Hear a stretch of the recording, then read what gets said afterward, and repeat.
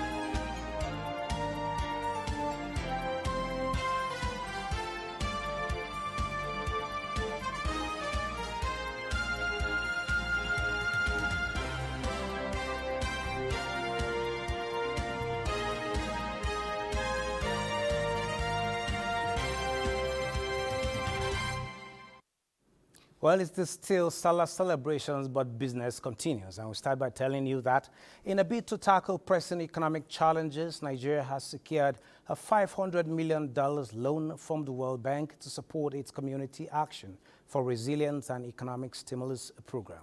The approval is expected to provide critical relief to vulnerable households and small businesses grappling with inflation, food security, and economic instability. The initiative is said to be focused mainly on grassroots level interventions and is also targeted at strengthening community resilience by delivering targeted grant and livelihood support to low-income families and firms. It also seeks to improve food security and create economic opportunities for populations most affected by recent economic disruptions. According to the World Bank, the program represents a significant step towards addressing systemic vulnerabilities in Nigeria's economy by channeling resources directly to the underserved communities. The project should also alleviate the burden of rising living costs while fostering sustainable growth.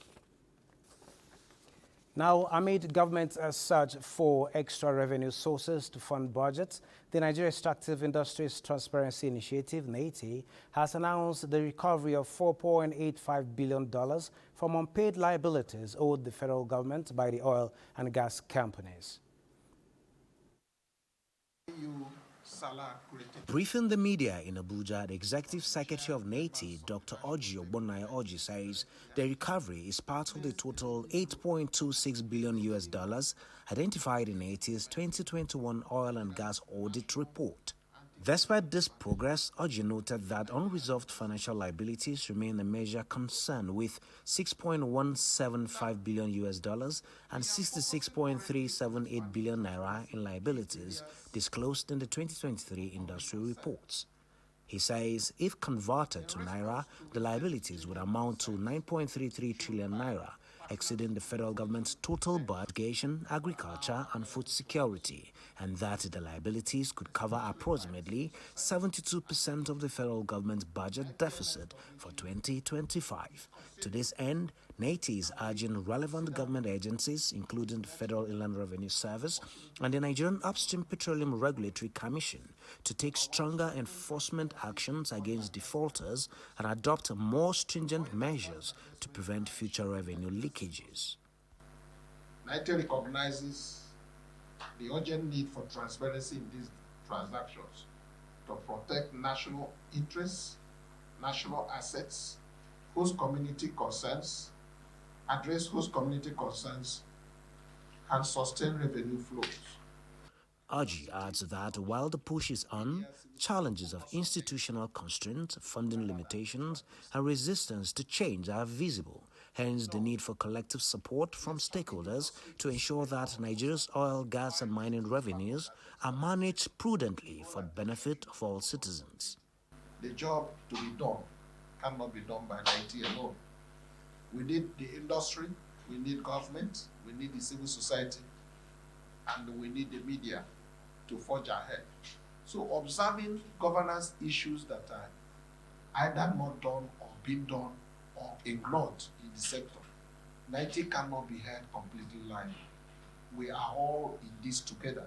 In addition to its recovery efforts, NATI plans to broaden its industry-wide reports to include dedicated sections on divestment, forward sales of oil and gas assets, and environmental remediation.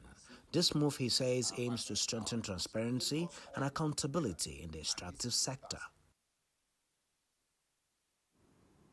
Former president of the Chartered Institute of Bankers of Nigeria, Okechukwu Onegu, has called on the Securities and Exchange Commission to reduce the financial burden on capital markets operators, highlighting the growing challenges in Nigeria's financial sector. Onegu stressed that excessive charges are forcing many CMOs to shut down, ultimately impacting the country's capital market ecosystem. The appeal follows the recent enactment of the Investment and Securities Act 2025, signed into law by President Bola Ahmed Tinubu. The new legislation replaces the Investment and Securities Act No. 29 of 2007 and aims to bolster the legal framework governing Nigeria's capital markets, designed to enhance investor protection and market transparency. The Act introduces a series of reforms targeted at sustainable growth and systemic stability. And now, still talking about the Act, in the groundbreaking move, President Ahmed Bola Tinubu has signed the Investment and Securities Bill 2025 into law, revolutionizing Nigeria's capital market regulation. And this landmark legislation is expected to bolster investor confidence, enhance market integrity, and drive sustainable economic growth. To delve into the specifics of the new law and its potential impact on Nigeria's economy, we have in the studio the Director General of the Securities and Exchange Commission, Dr. Emomotimi Agama. Dr. Agama, you're welcome to Business Express. Thank you very much for having me. Great. Doctor, I'll start by saying congratulations on the presidential assent of the ISA 2025. I will say it's been a long time coming, and I believe this will further embolden your efforts at ensuring a more investor-friendly capital market. Now, can you share with us the significance of this new law? Thank you, Benny, for having me at the NTS Studios this afternoon. It's indeed heartwarming. And first, before saying anything, I want to express and put on record the unwavering support by Mr. President. Indeed, it is landmark because this is the first time we are having such a law that is very, very all-inclusive. And of course, Mr. President is a capital market person from the days as governor of Lagos State. So clearly we wouldn't be surprised at the speed at which this law was signed into law. More so, is guided by the Minister of Finance, the Minister for State for Finance, who are both capital market experts. So we are very, very grateful that this has happened. But beyond all of that, the essence of this law is actually to create a dynamic, inclusive, and resilient capital market. For every economy in the world, the capital market is actually the measurement of its movement. Indeed, it is said the capital market is the barometer of any economy, and Nigeria is not an exception. So we're very glad that this has come to be, and also on record is a gratitude to the National Assembly for getting this to happen as fast as it did. Yes, let's come to the contributions of this new law. This new law is revolutionary in all respects because it provides the SEC the opportunity of retaining its signatory A status with the International Organization of Securities Commission, IOSCO. That is significant because it allows other countries to benchmark the Nigerian SEC and the Nigerian capital market with other jurisdictions. What will that do? That will drive investment into Nigeria. That will drive friendly investors into Nigeria and also expand our capital market reach. So for us at the SEC and for us as Nigerians, it is a welcome development that I've been able to get this signed into law, because certainly it shows how serious we are in moving the capital market forward and indeed moving the Nigerian economy. Okay, Doctor, can you speak to some of the key highlights of this act and how they can possibly impact on the market and by extension the Nigerian economy, particularly at this time? Yes, there's so much. Like I said earlier on, the law is a very, very inclusive law with strong potentials for growth for the Nigerian capital market. But what are the key highlights like you asked? The key highlights range from being signatory A members to increasing the opportunities available for raising capital in the Nigerian capital market. We've also gone further by also including the regulation of online forex, for which a lot of Nigerians are involved in. We also significantly introduced legislations that speaks to digital assets regulation in Nigeria. This is huge because the Nigerian population, the youths that are involved in this space are many. So providing clarity and providing legal framework and background to this is very, very essential for our growth. Beyond all of that, we also have the LEI being introduced into the Nigerian law, which speaks to, derivatives and derivatives transactions. This is also very, very huge. The commodities ecosystem is well featured in this law, being able to provide regulation regarding the commodities ecosystem from the spot market onto the derivative market and the secondary market. We have also been able to remove, by this law, restrictions by states and local governments in their ability to raise capital and bring development to their states and, of course, municipal areas. So this, for us, is very, very important. Also, this law has been able to introduce some very stern measures regarding Ponzi schemes in Nigerian schemes, and the reason why that is the case is because there were no sanctions, enough to debar them from doing this. So clearly, what this act has done is to introduce 10 measures for Ponzi scheme operators and intending Ponzi scheme operators not to be able to do this again against the wish and will of Nigerians. Protecting the investors in Nigeria is a cardinal responsibility of the SEC. And this law has provided the SEC with stronger powers to be able to do that. This law has also been able to provide the SEC the powers to be able to search phones and get phone records for people who are interested in dealing with Nigerians or interested in duping Nigerians. We are able to get these records and quickly provide enforcement actions for the people that are involved. So for us, it is limitless. We think the provisions of this law are so huge and very, very fundamental in creating a dynamic, resilient, and strong capital market that will help in the development of this economy and, of course, will help in facilitating Mr. President's agenda of a $1 trillion economy. Okay, talking about the $1 trillion economy and the market's capacity and capability to actually raise capital, long-term capital, particularly for execution, implementation of budget cycles, particularly for the federal government. Many have said, okay, capital market is a place to go. But some people in the government side are saying, well, the capital market is not strong enough in terms of capitalization to provide all of those funding needs, particularly capital projects. Can you speak to us on some of these things and the work the market is doing, particularly in the ongoing bank's recapitalization? Well, thank you again for providing us the opportunity to at least guide Nigerians. Nigerian capital market is one of the strongest you can think about. Look at our ROI, the return on investment in the last year. It is significant, one of the best in the world. But beyond all of that, the taste of the pudding is in its eating. When you look at what we had done, or the market has done, achieved during the bank recapitalization, which is still ongoing, you can also speak to the phenomenality of that, of what has actually happened. To date, the Nigerian capital market has been able to facilitate the raising of capital by banks to the tune of 2.4 trillion, and it is still counting. There has never been any time in the history of this country where that has happened. Our responsibility is to facilitate growth, to facilitate exchanges, and to facilitate the movement of capital. That we have done successfully by the schemes in the banking recapitalization exercise. It's not ended. Besides the banks, other institutions have also come to raise capital. The governments are also raising capital. And, to speak to that clearly, the Ministry of Finance Incorporated recently raised 250 billion naira for housing, facilitation in Nigeria. It has never happened before, but it has happened in this time. It has happened under the regime of President Bola Ahmed Tinubu to tell you that the capital market is resilient, and that resilience is showing. We have the capacity, we have the depth, and it is showing in the activities that are happening in the capital market.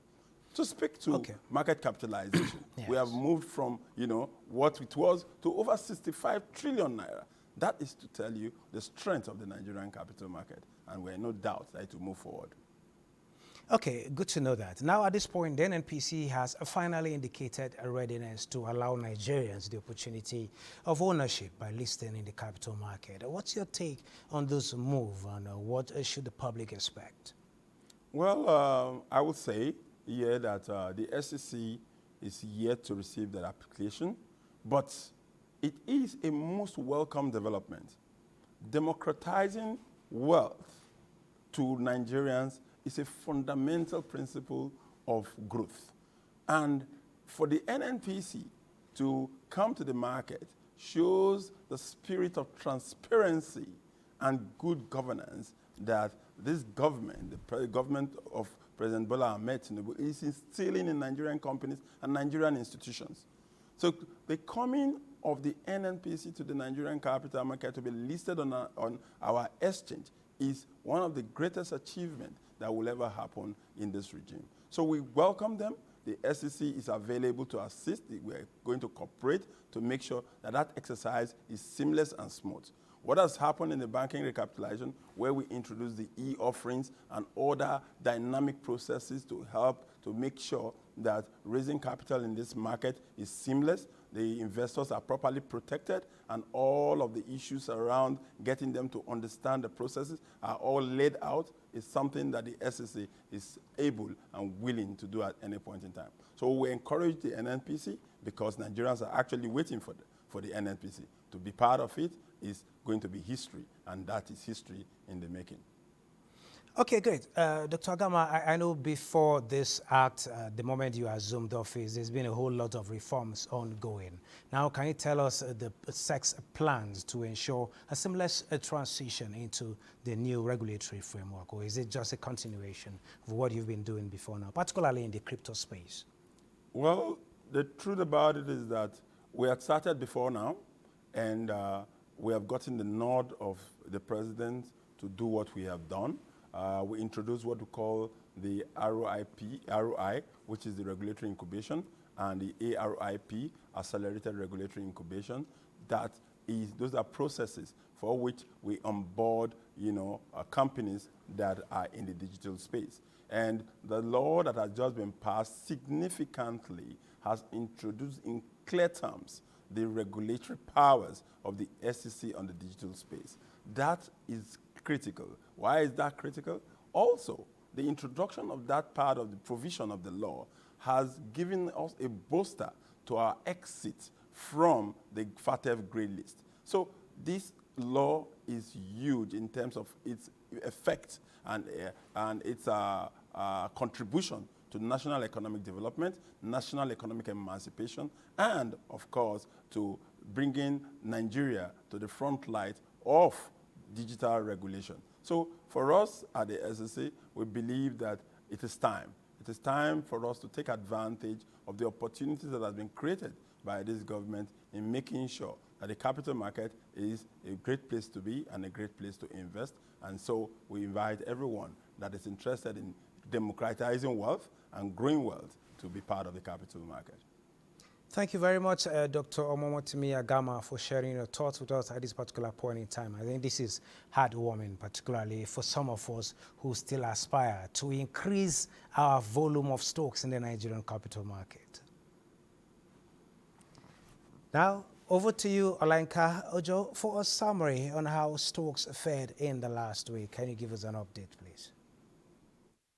The NGX All-Share Index and market capitalization appreciated by 0.66% to close the week at 105,660.64 basis points and 66.257 trillion naira. A total turnover of 7.521 billion shares worth 398.949 billion naira in 61,312 deals were traded by investors on the floor of the exchange. The industrial goods led the activity chart with 4.923 billion shares valued at 331.999 billion naira in 2,969 deals.